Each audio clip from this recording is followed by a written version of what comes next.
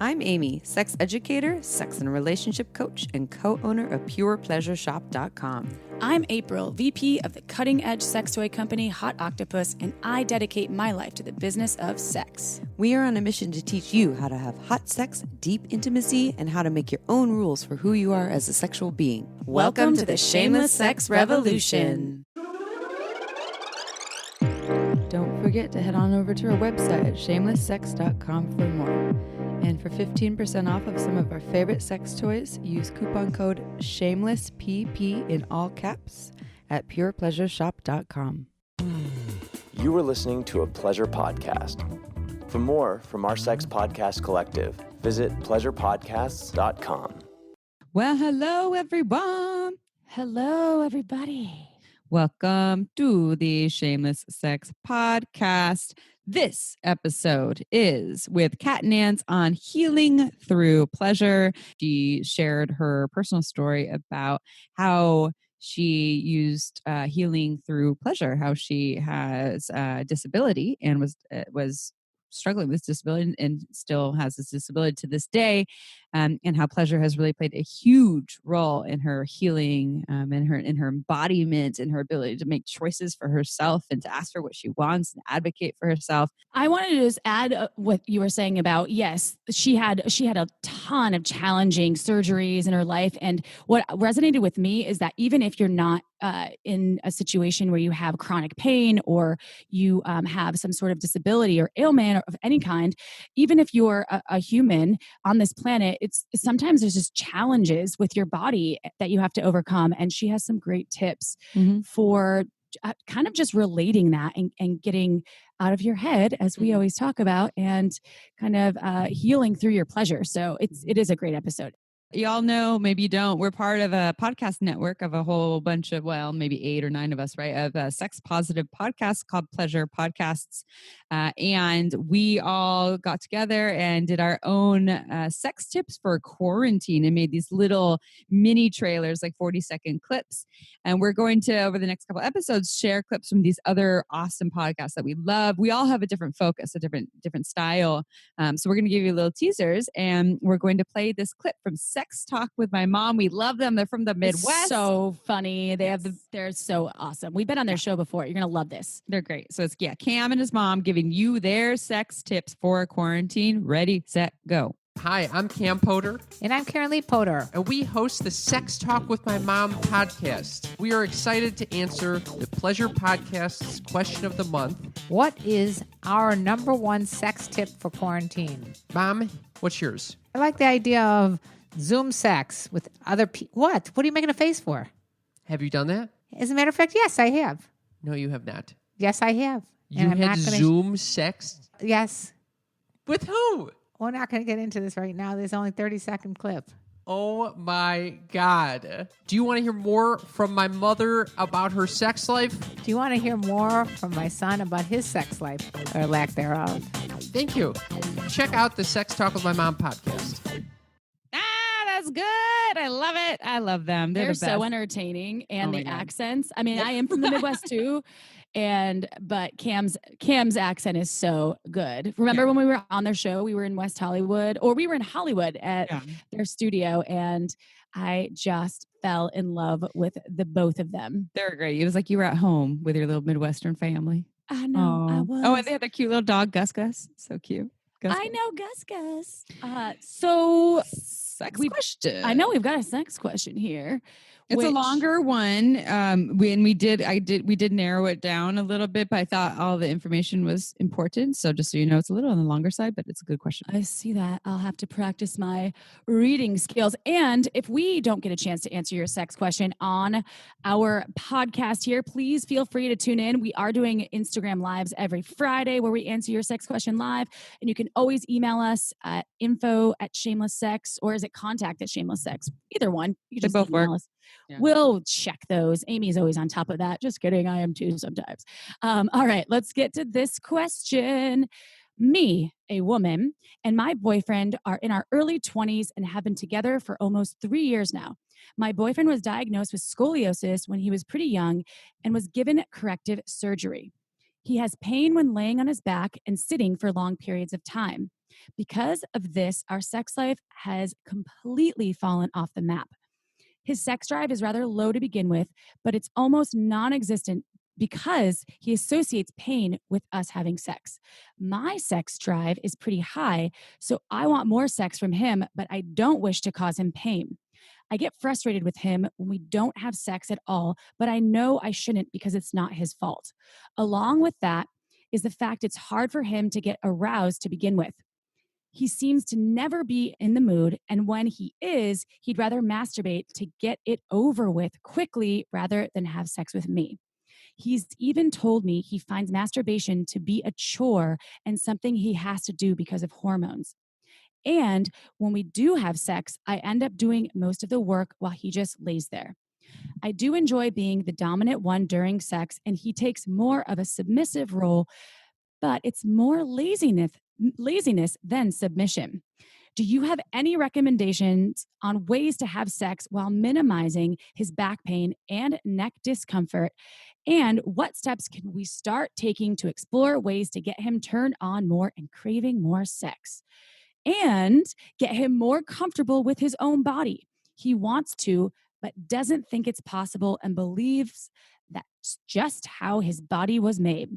I have seen him enjoy sex before, so I know he can. Please help.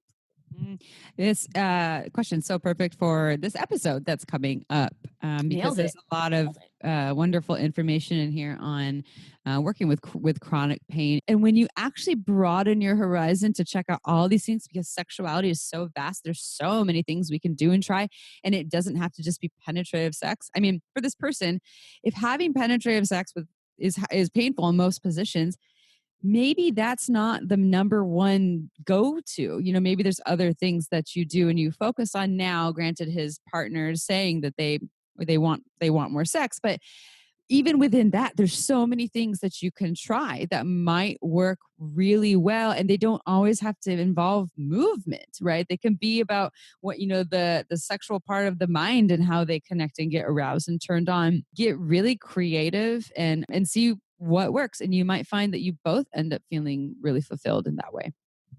I think that is wonderful advice.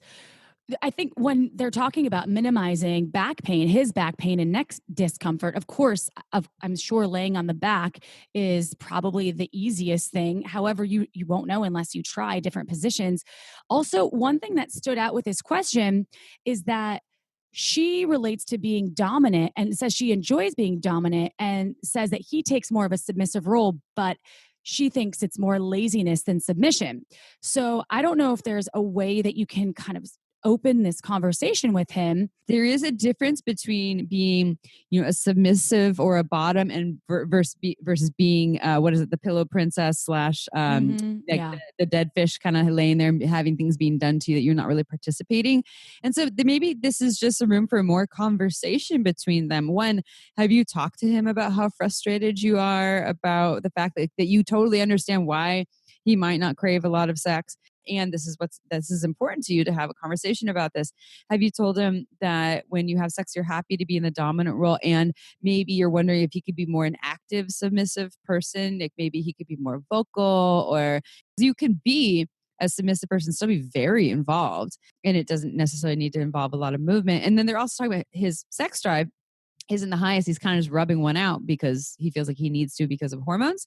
Mm-hmm. But it sounds like there's just a lot of room for conversation here. Ultimately, you can't make him get more comfortable with his body. You can't make him crave more sex. But what you can do is share what's important to you, what your needs are, and open up the floor for a conversation of how you two can meet each other and start exploring some things and see what works for both of you. And I think one thing to remember for this listener is that sex isn't linear. I know you mentioned at the end, like you've seen him enjoy sex before, so you know he can do it. And sex just isn't a linear thing that you can count on. Of course, everyone hopefully at some point has the ability to enjoy sex and pleasure. And unfortunately, that isn't the case all the time, just because certain things affect our bodies and our minds in so many different ways. So you'll have to just adjust. And it's going to be a process, and it'll be learning. And this episode, actually, that's, as Amy was saying, it's such a brilliant episode to have this question, because Kat is going to talk about how she actually learned certain techniques and ways to help with how her body operates and to become, more embodied pleasure seeker when she was dealing with this chronic pain and this serious, uh, physical, stuff that was happening with her body. I think she said she had like 17 surgeries or something like that. It was Yeah, you're going to read the bio. It says it in the bio. Oh, there it is. I'll read the bio right now. How about that? Oh, there you go. Thank you, listener. Hopefully that's helpful. And there's a whole episode that will probably help to support you and answer your question.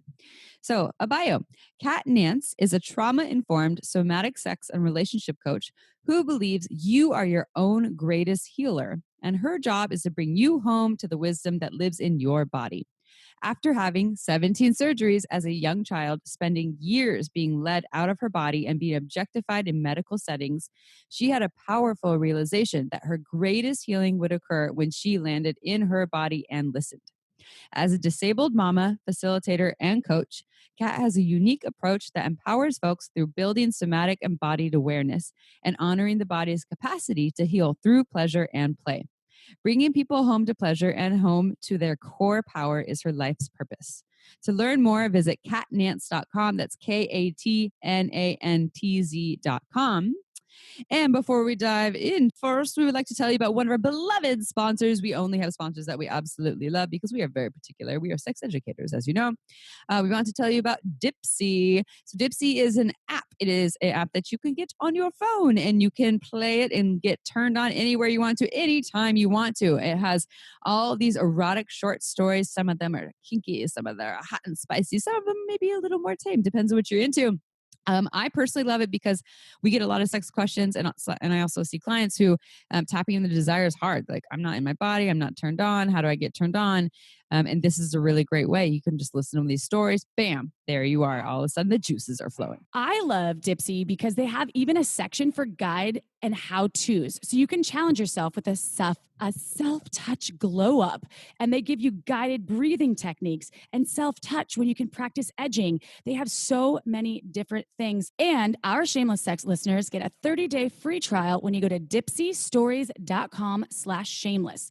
That's 30 days totally free when you go to DIPSEA stories.com/shameless. Again, dipseastories.com/shameless. Check it out, y'all. And now to the interview.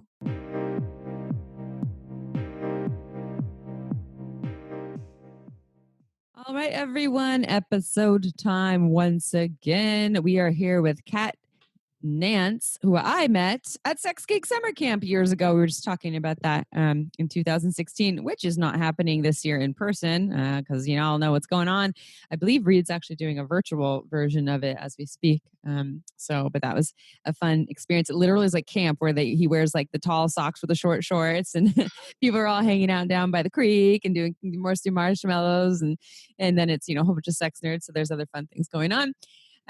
But we're super excited to have you here, Kat. We're talking about healing through pleasure, and we always start with kind of the same question. And yours is a little different here, but so in terms of the question, because it's specifically about how your medical trauma informed your journey. So if you could just start by telling us your story, how you got to be in this field of human sexuality, and how did your medical trauma inform your journey to becoming a somatic sex coach? Awesome. Thank you. Hello, and thank you for having me on. You're my Uber Lube. Yeah, I know. You love Uber Lube. That's awesome. I do, yeah. Actually, they started carrying it in the sex shop in Guelph because of my clients were asking for it for so often. So that was awesome. Anyways, okay. So what informed my journey into this work? Yeah, that is a big story. So I am going to talk a bit about medical trauma. So I'm just going to say that and give people a minute to prepare for that, for anybody that feels uncomfortable talking about that or hearing about it. I think the biggest piece for me was, I mean, when I was 4, I'll start with this. When I was 4, I was diagnosed with muscular dystrophy. And when I was 10, I started having surgeries on my legs and my feet. And at that time, I didn't really know what was going on in my body. I didn't really have a lot of information, just that something was wrong with my body, and I was going to start having surgeries, and I didn't really feel all that informed, which is true for a lot of things in the medical system. I went on to have 17 major surgeries on my feet and my legs, which is a pretty big deal. So from when I was 10 until I was 16, and 16 was an important age, because I at that point I was allowed to start making some decisions for myself, and I became more aware that I was actually allowed to say no to the things that were happening to my body. So a lot of the surgeries were actually quite experimental. Like, things would go wrong from the last surgery, and so then they were trying to fix something from the next surgery, and so it was a lot of like, maybe this will work, maybe this won't. And I had my surgeries in a hospital that was a schooling hospital, so it was a lot of interns.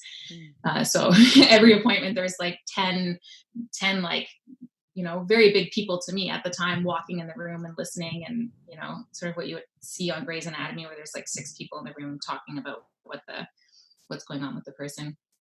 Anyway, so when I was 16, I had decided that I wasn't going to have any more surgeries, and I had decided for myself that I would stop, and I did. And for me, that was a big piece in the work that I do now, which is around like boundary work, and also choosing to just, pause and let my body have an opportunity to do some healing on its own. The next big piece for that, for me, was that I was dealing with a lot of chronic pain. It was quite debilitating at the time, and I was getting a lot of messaging from the doctors and from the folks in my life, the adults that I trusted, that my future was not going to be all that great, that I would, I'd be spending the rest of my life just managing chronic pain, that I would be in a wheelchair, that things that were just going to progress and keep getting worse than what they already were. And I just had this moment where I decided that that wasn't true for me, that it's like, that can't be the truth of my future. Like, that is pretty grim. And so at the time, my family had moved from one city to another, and I couldn't go to high school because it was in the middle of the year. So it was actually a really great opportunity for me.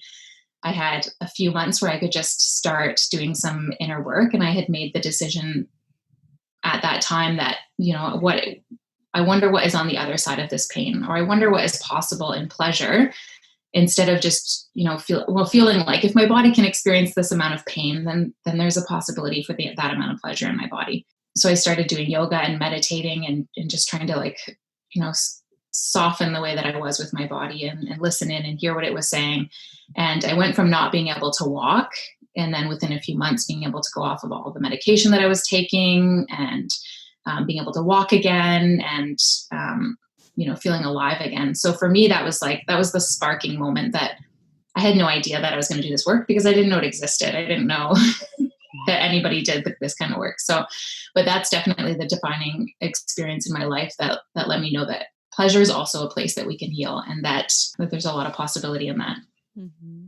Mm-hmm. I don't know if thank you for sharing that journey. It's so powerful. And the whole, I don't know if you've coined this healing through pleasure as almost like a trademark. I love the way that sounds. And it's so beautiful to know that we can share with people that have any, obviously, and I don't ever want to call anything a disability, right? Because I feel like it's an inability. Maybe it can hinder folks, but I think that injects a lot of hope for people out there that perhaps did have a lot of surgeries or spent years in hospitals. And I think it's amazing that you've realized this. I don't know what changed or shifted, but it's incredible. And I'm so happy to have you here. So the healing through pleasure part. So what is that, I guess, what does that look like? Or can you kind of dive a little deeper into that for our listeners? Well, I think that the first thing that I want to say about healing through pleasure is that we have to be willing to meet parts of ourselves that are really scary. And I think for a lot of us, for most of us, we have spent our life being pulled out of our body, and we've spent our life being told feeling the big things is unsafe. It's not okay.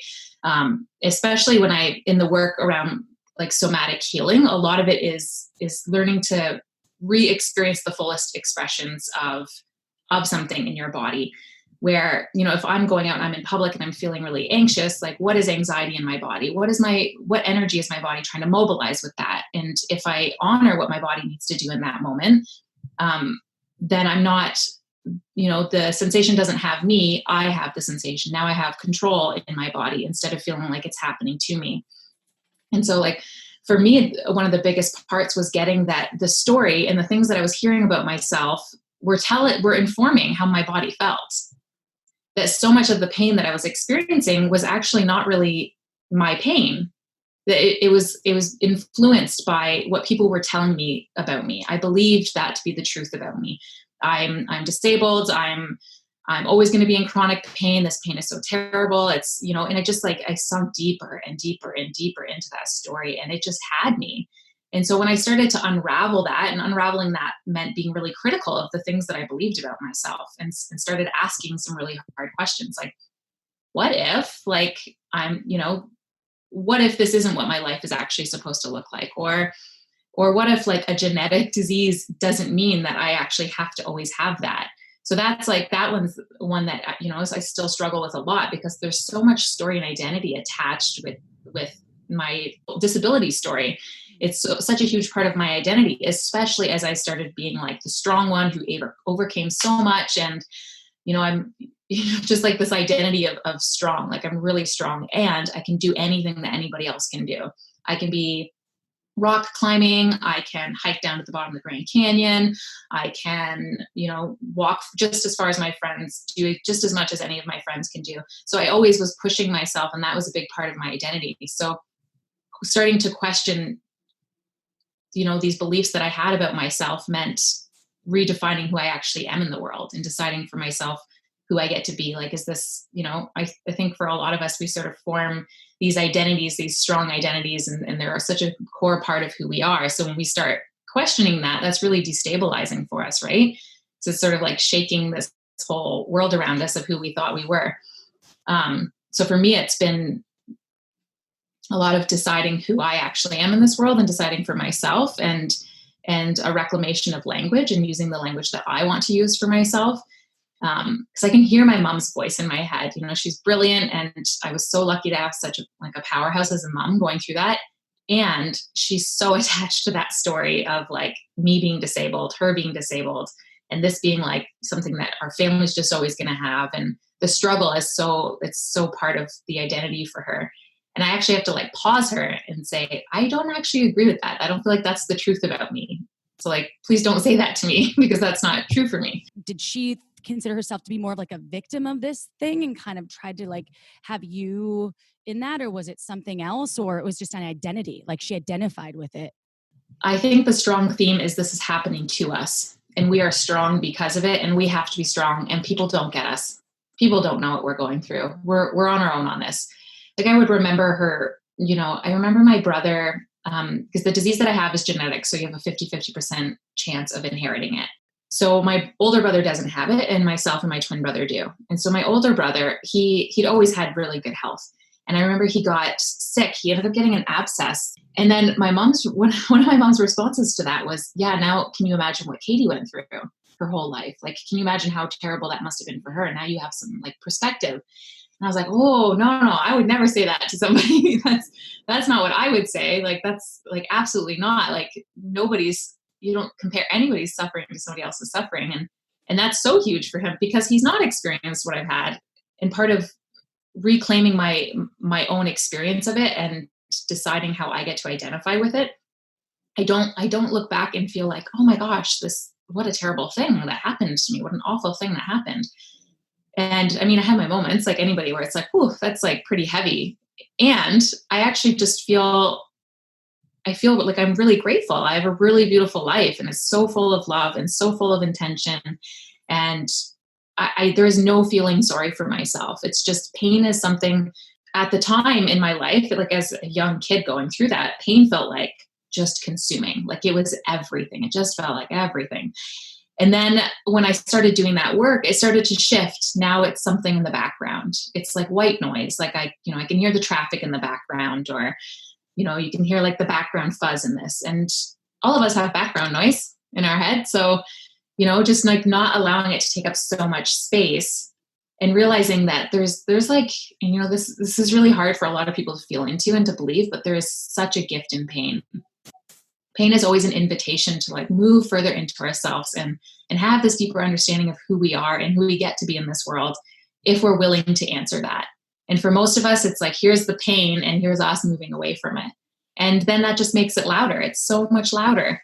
And so when I started like meeting it and getting like curious, like a discompassionate curiosity, no feelings attached to it, no story, just what's here? What is this? What's the story the body wants to tell? If I can like put this on pause, like put my brain on pause for a moment, what's the story that the body wants to tell? That for me is such a huge freedom that what if I just pause the story? I mean, it comes in anyway at some point, as it does. But yeah, I think your original question was, what's my mom's attachment to it? And I guess something I'll say to that is that her father also had muscular dystrophy, and he had polio. So he had his leg amputated. So when he was young, and so she always grew up with a father who was disabled, and he was always on crutches. And so that was her experience. Like she'd already like come into motherhood with that experience. And then my twin brother had 3 open heart surgeries by the time he was like 4. And then they started noticing something was wrong. Something was wrong with me at 4. I don't think something was wrong, but that's, starting to go to the doctor's appointments where the medical system really objectifies. I don't know how much experience you both have. I mean, you're women, so probably enough experiences of being objectified in the medical system. But at 4, going to doctor's appointments and having my mom and doctors be like, okay, now walk. And then they're watching me walk. And I'm like, what's happening here? And just like having like my body, like I'm not a person, like not checking in with me and like, how do you feel in your body? What do you notice in your body? What's happening for you? And checking in. Because at that age, even I have the ability to communicate that way. But nobody was ever, I don't have one experience when I was a kid of people checking in with my body. Like, what's happening for you? How do you want to see all of this look? That's so huge. That's so huge for me, for it to have like such a huge chunk of my life feel like my body's not mine. And as I think of this with sex too and sexuality, a lot of the advice that we're giving people and a lot of what, the platform of our podcast becomes is to empower people to ask those questions for themselves, as opposed to living by someone else's rules or stories of who they should be as sexual beings. And part of it is those questions, what am I truly feeling in this moment? And then the next moment as it changes, and what do I really want and need and desire? And where are my yeses and my nos? And a lot of folks are just so used to just kind of going in autopilot mode from what they've been taught or currently being told, as opposed to knowing how to ask those questions. And I would imagine this is where, maybe the healing through pleasure comes in. And maybe you can elaborate more on that, if there's like a specific process also about like how you guide your clients, because you do this work with people. What does this look like? Is it about teaching people to listen to their bodies, to feel what their bodies are truly wanting, desiring, and feeling? What does that look like in terms of the healing through pleasure process? I think such a huge piece that's lacking in our education around sexuality is slowing down process. And that's what I didn't have as a kid. And that's what I didn't have in most of my sexual experiences, was just this like pause. Mm-hmm. Just this like moment where we can check in, where I can actually notice what's happening in my body, and where we can ask curious questions. Because the way we have it, what sex looks like, what we're taught about sex is that it's not a place where curiosity shows up. It's like, here's what sex looks like. Here's how we have sex. And for a lot of people, just having like the sex that they don't really want to be having, because it's scary to have those conversations, because we're not taught that it's okay to have those conversations. But what if like sex was a place where we got really curious, where we went in and we asked all the questions, like, what does this feel like? What if we explored it this way? What if we tried this? So I think healing through pleasure is, I think often when I think about that, I think about BDSM a lot. BDSM was actually one of the hugest places that I had no idea that I would go into the BDSM community, and that is where a lot of my trauma would get sorted out. Like that was like, I would not have known that, and I would not have believed it had somebody told me. But for me, going into the kink community, being able to design these scenes and heavily communicate and say, here's exactly what my body wants. Here's exactly what I'm a no to. And then to have somebody honor that. And then check in and have a way out. Like if I say stop, I say red, I say my word, then the scene stops. So to feel intense things or intense painful things happen to my body and have complete control over it, that's allowing my body to complete the stress cycle. It's allowing it to finish the story the way that it originally wanted to finish the story. So now my body gets to complete something. And I would have had no idea that I could have connected those together. But that's a huge thing in somatic healing is is your body is compelled to complete its original wounding. And so we are always putting ourselves in situations, in relationships where these opportunities arise. It's why we say, I'm always attracted to the same people and I always end up in the same relationships. And why does this same thing keep happening? Yeah, that's great. That's our really, really like brilliant bodies putting us in relationship with people who are going to have us confront those things. And if we're aware of that and we're more integrated in our body and there's a collaboration between our brain and our body, then now we get all of these juicy, really amazing opportunities to actually heal some really big things if we have partnerships and relationships with people and ourselves that allow for that slowing and noticing, oh, this is my body wanting to complete that. I keep bumping up against this boundary rupture with this person because my body is remembering this original wounding. So what would it look like for us to slow down and complete that here? Okay, time for a quick break. This podcast is made possible by omgyes.com. OMGS is a research-based online program that teaches you all about how to pleasure the pussy. OMGS studied thousands of vulva owners to find out how they orgasm and then made tasteful and inspiring short videos to show you techniques on how to pleasure yourself or another vulva. I've been recommending OMGS to my clients for years and has changed their lives. So for all you vulva owners or vulva lovers out there who may already be having good orgasms and you want to take it to the next level, or perhaps you want to explore more variety in your playtime, OMGS will have something just for you. With 2 seasons, one all about internal and the other all about external techniques, it's better than any book or DVD money can buy. To learn more, visit omgyes.com/shameless. Our listeners get $5 off. Check it out. This podcast was also made possible by Uberlube. It's a luxurious silicone lubricant great for all kinds of sex. It's less likely to throw off the pH than most other lubes, and there are hundreds of doctors who recommend Uberlube to their patients, whether they want to make their hot sex even hotter or for folks who are experiencing dryness. You never knew lube could be this good. So whether you're an avid lube lover or you've never used lube before, Uberlube is right for you. It has no flavor, no scent, and feels absolutely amazing on the body. Uberlube has endless uses. I use it to tame my hair frizzies, to prevent chafing, and I even put some in my mouth right before an oral sex session, and it totally ups my blowjob game. Oh, and the bottle, it's gorgeous. It's totally discreet and looks more like a beautiful cosmetic product, so you can even leave it on your nightstand shamelessly. To learn why we think it's the best lube on the planet, check out uberlube.com. Use code shamelesssex and you get 10% off and free shipping. That's uberlube.com. Go check it out. And now back to the show. I think exposure is huge. Honestly, I think we've been exposed to very limited experiences of what sex actually looks like. So I think the exposure aspect is actually really huge. So for me, going into the community, and that's not accessible to everybody, depending where you live, depending on, you may have social anxiety or just not interested in meeting people yet or not there. But for me, it was going into the community and seeing, this is what people are getting up to.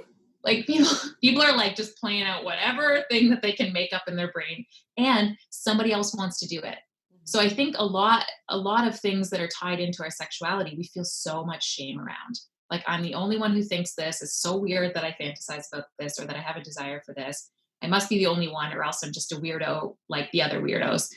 And yes, you are a weirdo in a great way. But when you go into a space and you see people very, very unapologetically just like claiming exactly what they want, then it feels like you're a kid in a candy store, right? You get to just start being like, oh, I would love some of that, and I'd like to try some of that. And so, for me, it was going into a community where I got to go to play parties, and play parties, for those who don't know, are places where you get to go and have like BDSM scenes, and lots of different people are playing out their fantasies in different ways, and you get to see it or not see it if they're in a private space. But for people who aren't interested in that, I think, researching different things and watching different types of pornography if they're comfortable with that, or getting into different communities and asking people like, what are you into? What desires do you follow? And just getting like a bigger, more holistic picture of what sexuality actually looks like.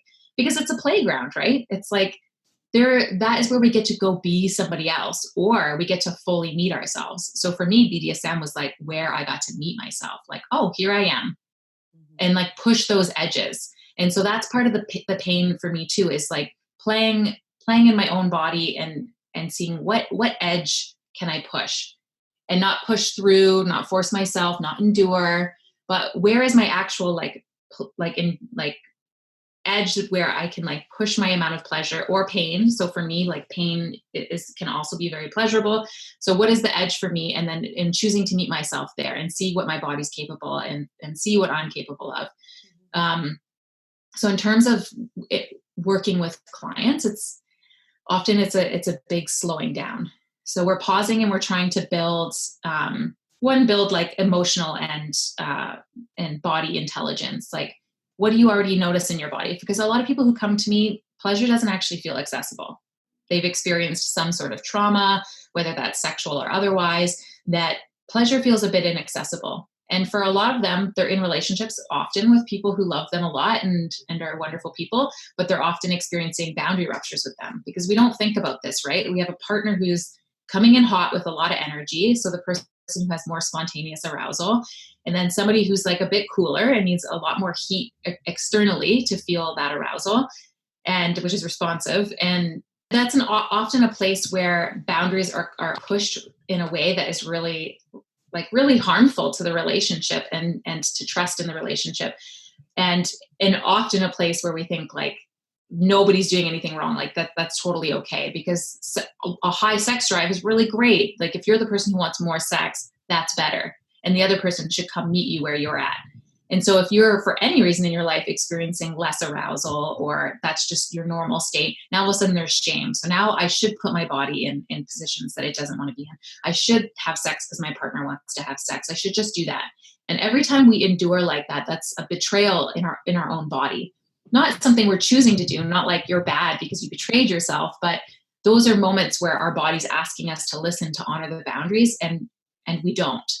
And so with a partner who's coming in really hot and us not feeling that, all of a sudden, like we're retreating more and more and more. And so our body experiences that as a rupture in the boundary.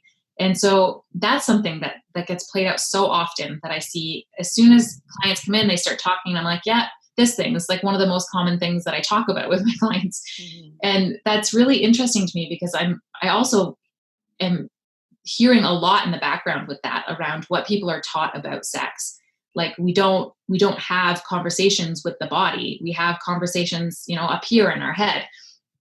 So if something's not working, we keep having the same conversation on loop. Do you know those ones? Mm-hmm. It's like with your partners, it's like we have this same fight on repeat. Right. And so a big thing that I do in the slowing down is like, let's pause and let's see what conversation is happening in the body. What was already said? What conversation happened in your bodies within seconds when they met before you even started putting a story to that? Mm-hmm. So it's, the big sensation in our body happens. Our body recognizes, say if my fight with my partner is, my most common dynamic with my partner, that's like, the thing that we always come back to is around non-monogamy. And for me, it took years to realize what my original wounding was, which was my mom choosing to leave her partner and move into a different city, and told us, my job is done, and if you want to come, you can come, or don't, but I'm going anyway. And so it took me years to realize that it was linked to that wounding. It just kept, but the fight always looked the same. It was, if you just changed a bit, like that's me saying to my partner, if you just made it so that I could trust you more, then we could do it. Or if you just did this, if you changed your behavior, if you became perfect, then all of a sudden non-monogamy would be possible. But really it was like, how brilliant that my body would want to be with somebody who would confront this wounding to give me the opportunity to heal that and restore some wholeness. And so a big part of my job is exploring, how do we restore wholeness? What is the wounding that brought you two together? What's the possibility for healing? And how can we show up in love with that? Like, instead of seeing here's a place where we just don't meet each other, seeing here's where our bodies really actually want to meet. Mm. This is where we actually really want to do some work. Like, what if we started to slow down that conversation and started noticing, wow, my body's like really tense in my chest every time you come towards me that way, or every time you say this certain thing, or every time you gesture this way. And then let's start exploring that with a sense of curiosity instead of them versus me. And so much of it reminds me of just like, meditation and having that internal awareness of like looking at yourself as opposed to just being the process, or like what you were talking about in the beginning is, being your story as opposed to getting really curious about what's really going on for you instead of like becoming this thing. And so anytime I hear someone that's working with people in a really embodied way that's helping them to get really clear on who they really are or want to be, I really value that. And I value embodied work. April and I both identify as very heady people. And so our greatest work for ourselves is more embodied practices. So I really love what you're doing. Now we're in some weird times, but a lot of your work was probably retreats in person and in-person one-on-one sessions. But how can people work with you? Are you working with people online? What do you have coming up? How can they learn more? Yeah. Yes. So very, very weird times. I did have a retreat coming up that's now not happening. So just have to like trust that some magic will happen there. But what I'm doing right now is I'm still doing one-on-one sessions and couple sessions just through Zoom. So anything online, so any virtual coaching. And what I have coming up is I'm going to be creating a membership program. It'll be 6 months long, and it'll be an opportunity to work with myself and in community with some other women. So it'll be like roughly like 12 women. So that's what I have coming up. I'm going to be launching that soon. So that'll be doing a lot of somatic practices and giving us an opportunity to really meet our body. And it will incorporate a lot of movement and play. So I do a lot of play is incorporated in my work. Because that's such an important piece in somatic healing is restoring that sense of play and movement in our body. And as somebody who is a toddler, I mean, I feel like she is my most brilliant teacher at this time around how to fully express like a sensation in my body, like that's occurring. So if my nervous system is overwhelmed, like she's such a great example of what it looks like to totally follow an experience through and then let it leave the body. So that program will incorporate a lot of different types of play and pleasure exploration and slowing down in our like pleasure practice with ourselves. And if they want to know if they want to know more about that, they can just send me a message through my website, which is just catnantz.com, or on any platform that I'm on, Facebook or Instagram. You can just say, I want to know more, and I'll put you on the list. Wow, Kat, you are just a badass human. And I'm so thankful that I was able to spend some time with you and learn more about the work that you're doing. It's incredible. And thank you for all of it, for staying here with us and sharing a lot of your experiences with our listeners and with me and Amy, or Amy and I, because it is invaluable. It's really amazing, and it just is incredible. So thank you. And hopefully our listeners out there will check out catnantz.com. Go to KATNANTZ to find out more about Kat's work and the new program that's launching. And now is your time, y'all. You have hopefully endless hours with your computer that you can explore more and get in touch with your pleasure and healing through pleasure. So thank you, Kat. And thanks to your little mini human who is your little teacher too. Yeah. Thank you so much for having me on. I'm really grateful. I really appreciate it. Absolutely. And to all of our listeners out there, you shameless sex revolutionary, if you like wine as much as Amy and I do, which obviously now is a time where I'm probably consuming more than I should, but you know what? We don't should. So check out marginswine.com, and you're going to be supporting not only an amazing winemaker, but fabulous wine. It is unbelievable, small batched, insane wine from Santa Cruz area. And Amy and I are huge fans. We have discount codes available on our website, and check it out. And, cheers to you for now. And also cheers for being part of the Shameless Sex Revolution. We'll see you next Tuesday and next Friday, y'all. It's quarantine. Ciao for now. Don't forget to head on over to our website at shamelesssex.com for more. And for 15% off of some of our favorite sex toys, use coupon code SHAMELESSPP in all caps at purepleasureshop.com.